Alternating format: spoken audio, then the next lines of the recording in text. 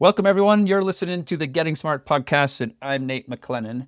We're excited today to talk about part of our larger innovation framework around learning ecosystems. And this is the where of learning around scheduling and facilities and community partnership and choices in where students can go to school in a particular community. They might be part of a network, it might be virtual, but this learning ecosystem concept is really, really important when you think about creating opportunities for every student. And so at Getting Smart, we believe that choice is good in a lot of different ways as long as it's accessible to all students. And that's a pretty important piece because it does help move learning models towards more personalized and more relevant and helping meet the needs of every student so that they're engaged and reach the outcomes that they want. And so when we wrote about unbundling, we identified 4 different layers of choice in educational institutions. So one is at the teacher or classroom level. So that might be around curriculum or teaching or assessment where it's under the control of a teacher and the teacher is making choices to differentiate for their particular students. And then the second, which has been much more common and emerged over the last 30 years or so, is around course choice. And that's really been accelerated by virtual courses, early college courses, when in newer emerging areas, when you can get credit for experience. For example, in North Dakota and New Hampshire, this is allowed. So someone could do an out of school experience and get credit for it in school. So you have curriculum, course choice, and then school choice, which we're going to be talking about today, has proliferated widely around the country. So you have ESAs, which have emerged in about 20 plus states, which is about private homeschool funding expansion. And you have charter schools, public charter schools, which have been around for a long time. You have magnet schools, which are inside districts, academies and micro school models that are within schools, open boundary schools when someone can move from one neighborhood to another and still be enrolled in that separate school. And then, of course, the private school sector. So all of these are choices at the school level. And we're going to dive more into a pretty unique opportunity for students in Michigan today in today's pod. So you have curriculum, you have course, you have school. And then finally, which is not really yet manifested yet, is there's a long shot here around ecosystem choice, which this imagines a learner or student being able to choose any type of learning experience that they want and stacking those experiences together to earn credit and then eventually graduate from high school and or whatever certificate they're trying to earn. So when we think about learning ecosystems, we think about choices, and within those choices, we have curriculum choices. Next grain size up is course choices, next grain size school, and next grain size ecosystem. So because of that, I'm always looking for these interesting examples and happened to meet Monique Uzelac, who is the executive director of the Washtenaw Educational Options Consortium, which is in Michigan. And I met her through our partnership with the Future of Learning Council, which is a group of about 70 districts and ISDs in Michigan who are implementing next generation models to increase outcomes for all students. So I'm super excited to have Monique on the pod with us today. And so welcome and excited that you're here. Thank you. It's nice to be here. Appreciate you inviting us. Great. So we're going to dive right in with my favorite question that I ask anybody that I interview around what was your most engaging learning experience? Right. This one's actually a little bit hard for me because I was one of those kids who just loved learning. I could nerd out in class. I could grab a book from the library. I always had my nose in a book. I didn't know hyperlexia was a term at the but that was what described to me as a child. But I think if I really had to pick, I would probably say it was I went to some summer programs where there was a mix of kind of academic and social pieces where I was 1 year working on writing and 1 year going through an algebra course. But it was with a small group of other students, and we were developed these really strong relationships. People I'm still friends with now. I won't say how many years later. But it was the kind of like-mindedness, and it was the fact that I was in the company of folks who also had that same level of excitement about learning, and there wasn't any kind of pressure to be anybody other than yourself. And to me, that true acceptance and belonging was a really big component of that learning experience for me, where I liked it a lot. Right? It wasn't just the book learning, but it was also about that belonging sense. Yeah, it seems like, and this goes back to sort of the favorite teacher model, where when you ask people about their favorite teacher, often it's just those teachers, even if you didn't like the subject area, which I know you liked all subject areas, but when we ask people that as adults, they often go back to, hey, that teacher had a good relationship with that person. I feel like I belonged in that class. I was safe to explore, be myself. So really appreciate that. And let's pivot now to professional learning you have completed, because I'm sort of interested in if this transfers over to the professional learning as well. So think about adulthood. What about the same question for that? Yeah, I would say it would. When I was actually functioning as the director of one of our school programs within WEOC, the WAVE program, that we brought in, and this was, I will say, it was a really, I'll say, kind of funny moment. We serve a really broad range of students, but we also serve a lot of students at WAVE who have had, a significant trauma history in their life or significant kind of barriers to overcome. And so there was a point where we were being asked for help from another program. And I just had this in my head reaction that was just, why are you asking for help? Your kids are fine. And I was like, that's not like me. What's going on here? And I did a little bit of exploration and ended up bringing in some professional development and working with our counseling team to bring in some professional development around secondary trauma. And then that built into trauma informed cognitive behavioral therapy training for every single staff member at the school. And that ended up being really powerful because it really shifted how staff were both supporting themselves and one another, as well as working with the students and being able to support students with a much more trauma-informed and holistic lens, but with some really practical tools to help kids work through some of those barriers that they were facing. I'm a big supporter of that sort of trauma-informed Mhm. practices and addressing ACEs, sort of adverse childhood events, and thinking about how many young people are unfortunately are exposed to these experiences. Let's talk a little bit about Michigan and Washtenaw County. Give us a little bit of the lay of the land. What's it like? You have a number of districts you partner with. We'll get into that in a little bit. But what's it like there? Sure. Washtenaw County's in southeast Michigan. It's about 700 and some square miles. There's 27 cities, villages, townships, just under 400,000 people. And it's really a range. There's kind of urban feeling areas, there's definitely suburban areas, and there are some rural areas. So the two largest cities in Washtenaw are Ann Arbor and Ypsilanti. That's two of our partnering districts as well. We partner with 9 districts as well as our intermediate school district. And I think the mix of different settings is neat because our programs serve all 9 districts. So you have a lot of diversity and a lot of variation in students' experiences coming to the same programs. And, the other thing that I think that's kind of wonderful about it is that our local districts have had an ongoing, really strong commitment to collaboration. In a lot of regions, you find kind of the school of choice, fight for students and that kind of thing. But I would say that our districts have actually made these options possible because they want to be able to extend the options for students and families within the context of the public school district. So it's been really wonderful to work with them. Yeah, that's amazing. I mean, that was one of the things that really struck me when we met was this idea of this really strong collaboration to provide Mhm. more options among many districts, plus the ISDs as well, and ISD as well. And so, let's dive into what exactly is it, because the website has a lot of acronyms on it, and so helping for someone who doesn't understand this ecosystem, what are the choices that you're providing folks from these that attend these schools or these districts? Sure. So the programs that we offer, there's a Washtenaw International High School, Washtenaw International Middle Academy, and those are IB authorized world school programs with an MYP program and a diploma program. There is the Early College Alliance at Eastern Michigan University, which is an early college program that's located on the campus of Eastern Michigan University, which is a 4-year state university. And Eastern Michigan's been a wonderful partner as well. And then there's WAVE, which originally stood for the Washtenaw Alliance for Virtual Education, but that virtual is a bit of a misnomer. Even though the courses are coded as virtual, there is a large in-person component for students. And that program is coded as an alternative program. It runs year round. And I will just say, is alternative in every sense of the word. When you were talking initially about kind of choice at the curriculum level, choice at the course level, even the choice kind of the in school versus out of school learning Yeah. and what that might look like. That program in particular is particularly, I would say, devoted to that level of meeting students where they are and offering that level of choice that's going to work with whatever's going on in their life.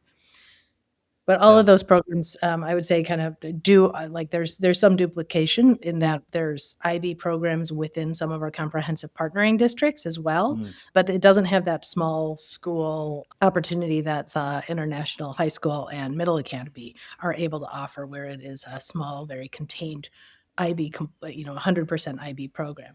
And then the early college program, there's another early college program on the campus of our community college here that's a charter program. But there's really kind of room within our county for all of these different options. But what's unique about the way the consortium has built it is that because our 9 districts and our intermediate school district have been able to come together, students actually are able to remain tied to their local district. If those co-curriculars aren't offered at the school program, they're Right. able to actually attend at their local district and do that. And then they also are able to graduate and walk with their peers in their local Uh, district. So there's each of the programs has a graduation ceremony itself, but they're also able to walk with their local district should they so choose. yeah. That's amazing. And so, from a selection process, is it a application? Is it lottery? How does it work for these four distinct different options? Yeah, so it's been a little bit more fluid, kind of where the numbers of students are coming from. But the students apply at different points. Those timelines are different for each program. WAVE accepts applications year round. ECA accepts applications towards the beginning of the year. It's a little bit earlier than that for the international high school. And then there's a lottery if there's more applicants than there are Right. seats. Yeah. Right. So it's interesting. So we're thinking a lot about it, getting smart about sort of the supply side and the demand side of education innovation. And so you're really tackling the supply side. You're offering up these four different programs. That's a good consortium model, collaborative. Do you have a sense? Is it right sized right now, or do you have a sense that there's appetite for, hey, let's create another one, or two or three or four more options that are part of this group?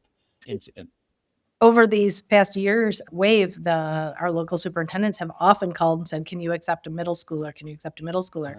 So starting in 2023, WAVE was awarded a new school venture fund planning Oh, great. grant to open a middle school, and that opened last year. So we're in the second year of the middle school. Um, and it's quite tiny. I would say it qualifies as a micro school. We're looking at 20-ish students, 20 some Sure. students in seventh and eighth grade. But that really came out of the what are the interests from the district. I would say the other thing that's happening countywide right now that is not our consortium specific, but we're tied into kind of what's going on. And I would say again, this is that collaboration from the district. Is the county's trying to go for a CTE millage and looking at Ah, how do we actually support more access into career and technology education programs for students everywhere. And we've already been talking about one particular site being an option for students, in particular at WAVE, to be able to reach all 9 districts in the county, but to have students who wouldn't necessarily otherwise have an opportunity for some of the programs be able to access those as well. yeah, definitely a push for CTE. So that could be interesting in terms of options. Okay, so in terms of actual physical location, I know that the early college is on Eastern Michigan campus. Are the other ones all housed together, or are they set in different facilities? Well, they're all in different facilities. The International High School and Middle Academy rent space from Ypsilanti Community Schools, one of our participating districts. And then the WAVE program rents space from a private landlord locally. And it's Okay. on the second floor of a building, when the first floor is an ISD young adult classroom and uh, an urgent care, Oh, nice, which, nice. which has proved useful on a couple of occasions. Yes, sometimes urgent care is needed in schools. Right, right, right. How does the funding? Is it a per pupil allocation based on enrollment and then charged back to districts? Is that how it works?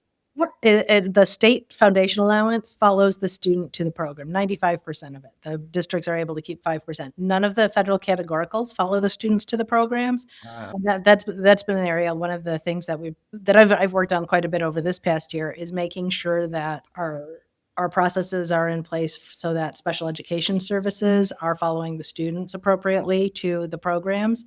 And I would say that has been a little bit of a work in progress for us based on some of our districts having difficulty staffing those positions because the services actually follow the students to the program as well. So if, say, Nate, you're a student at mm, Y High and you need social work from based on your IAP, then the social worker is going to come over from, say, Celine's schools and provide that service, or perhaps meet you on Zoom and provide that service.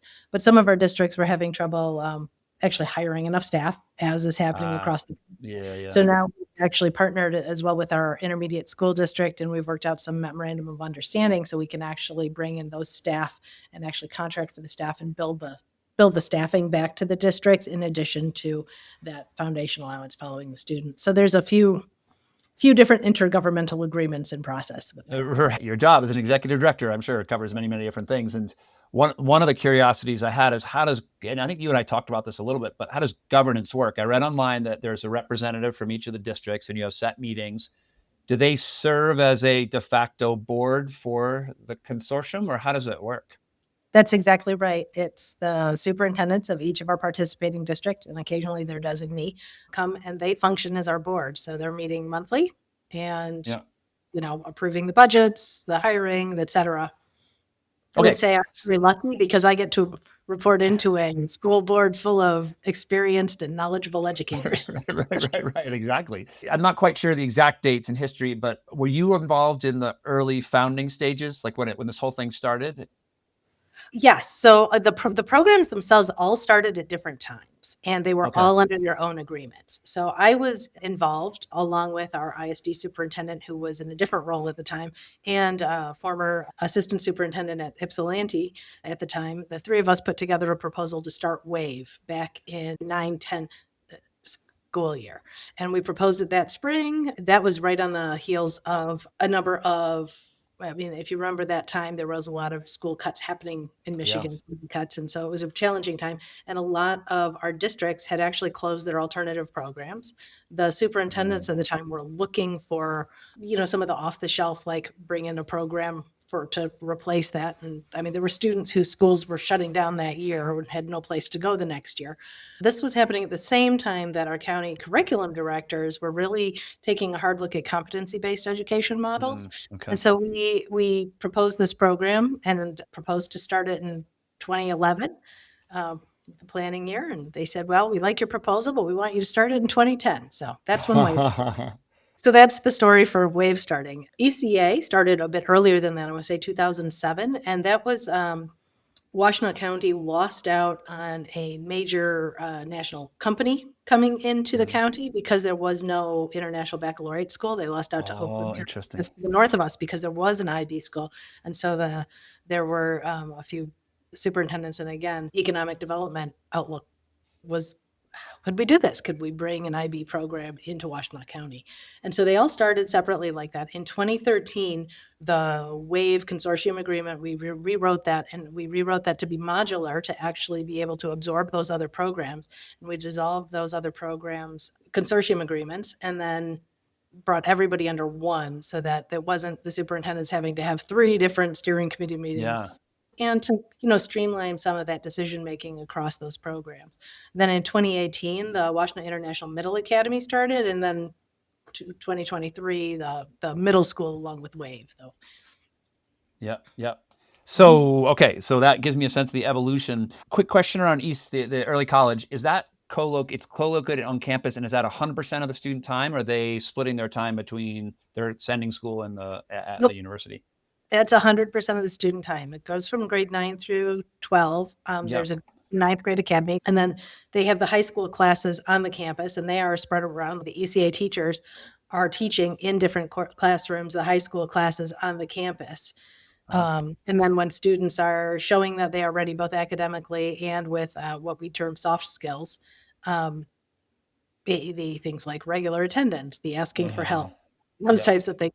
Once they are demonstrating readiness on those items, then they have placed into the college classes, and then they can take a full college course. Right.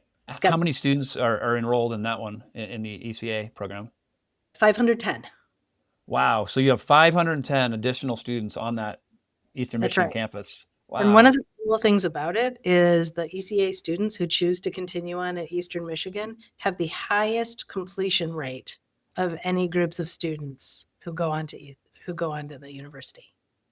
Which, you know what, I mean, when you say that, I hadn't thought about that, but that data point is really interesting because of course they do, right? Because they've been, your program has set them up really well with both the soft skills and the academic fortitude to take college courses. many high schools in the country have dual credit. Not as many have early college, and especially a strong co-located 100% early college. And so when those opportunities come up, I think it's really, really impressive. And the fact that you have 500 plus students there and that they have the highest success rates in terms of matriculation, in terms of going on to college courses, et cetera, is pretty impressive. So good model for all those listeners out there who are trying to think about this. Great model in Michigan that's doing this work really, really well. So okay, so let's talk. You've been in this game for a while. You just described the journey that the region has been on to build up these choices. What have been the biggest challenges? What has gotten in the way, the barriers to making something like this come to fruition? Um, I would say there's been a couple of challenges. One is kind of when all of these programs started, there was a very big startup mentality to them, right? And then you're looking Mm. at what are the challenge of sustainability of innovation when you're not Yeah. treating each program like a startup anymore. Once you've become kind of a established entity, and you have to look around and you go, hey, what systems are our new staff needing? Because they didn't just build it along as it grew, right? They weren't involved in necessarily building the plane as it was flying. So you actually have to go back and kind of look at what systems that you need to put in place that, most of our participating districts already have. And so I'd say that's been a challenge. It takes up a lot of my brain time anyway. I think about Yeah. things. There's also the leadership transitions when you're looking at people who have founded a position or founded a program to who's in that position next. All of the programs now are on their second principal, and so Right. that is right. And I'm the second one now in this position, and so it's interesting to just kind of think about like what are those things, and it's not even just so much internally. Like those are some challenges internally, but it's been, I believe, round about 30 superintendents who have cycled through Oh my gosh. Right. in the time that it's existed. So, how do you continue to tell the story to the community and your community partners and the new board members that they have and the families who are coming through? So, like, it's because you're working in 9 different systems, you really have to have some constant attention on that. And you have to kind of be thinking, like, a little bit with a beginner's mind each time, like, how are we going to explain what this is, why this is important, not just the history, but like are we now and what does this mean for your families and what's the, what is this value proposition and why was it created in the first place and why is it an important option for families to be able to do this so they're not necessarily leaving the public districts for other types of opportunities. So Right. I would Right. say those are some of the challenges. I mean, those all resonate. I think we've talked a lot about it, Getting Smart, this idea of startup mentality when you start an organization or learning organization, and how that's so different from when it's established, and how do you make that transition. And we do want established organizations and schools to actually have nimbleness of a startup, but they need more formality as they get bigger and they're more integrated into community. And I think the other thing that resonates with me there is, as I spoke about in the beginning, is this idea of demand. Is you as ED have to continually re-educate the new superintendents coming in, new sets of parents, because you depend on people making the choice to send their children to the schools. And so you have to constantly be focusing on both, hey, am I offering what people want, and do people actually want it, and what kind of marketing and communications, all these things that are sort of tangentially related to education, but we find ourselves in when we're leading these unique type organizations. So I appreciate that. And just as a side note, or maybe a little bit of rabbit hole, is Waves, I think you said when we were met that it's still competency based, correct? Like 100% competency based, or how is it It's working? 100% competency based.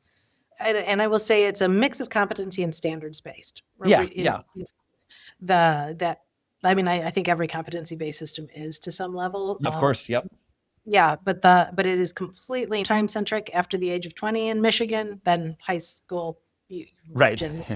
High school. That being said, if it is going to take you 2 years to get through Algebra 1, we're not stopping you and saying you have to retake it. You're just continuing to take it for the 2 years.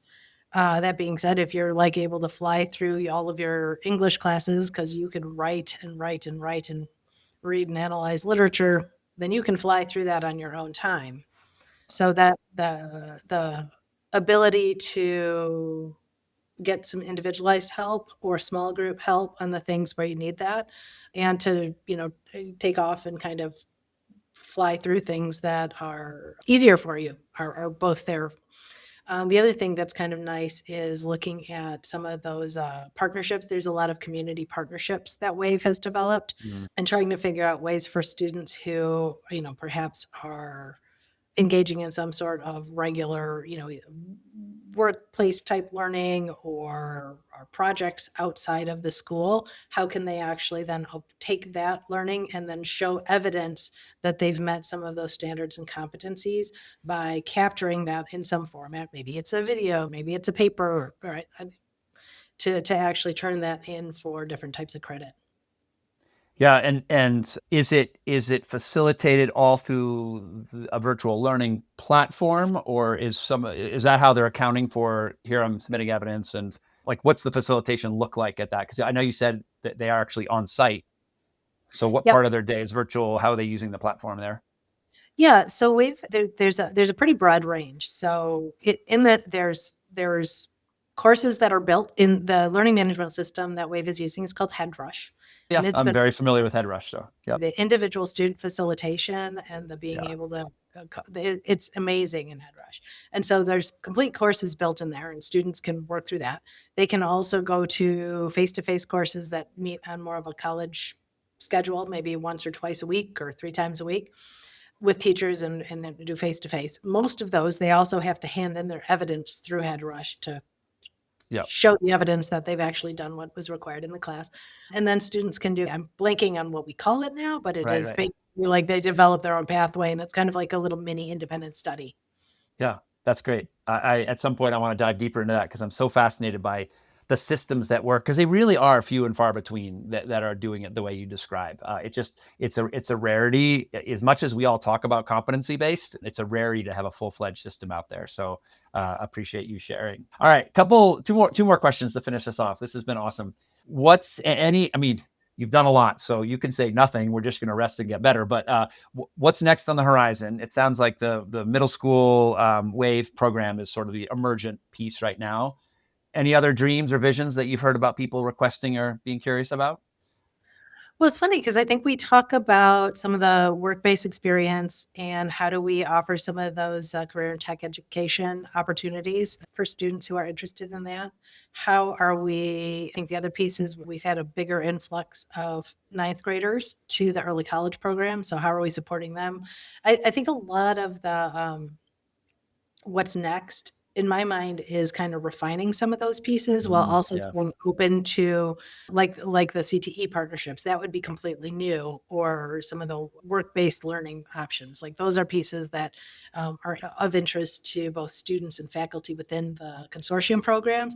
But I think there's also interest from our districts in those. So just kind of staying in up to date on what's going on as far as kind of what are those emerging needs, and then seeing, Mm. is the consortium placed to support any of those, or are we looking at kind of just continuing that support within the programs that we have? Like to me, like that's kind of always sort of like where my mind is. Like it's just I need to be kind of weighing those different things and listening to what others are saying. Yeah, yeah. I mean, it feels so important, just as someone in your leadership position, is listening, listening, listening, right? And seeing where the trends, what are the signals telling you to, hey, there's some momentum in this particular area, which seems like has been the track for the last, you know, 10, 20 years as you built this program, is listening and building something that people want, which is a really good lesson for all of us.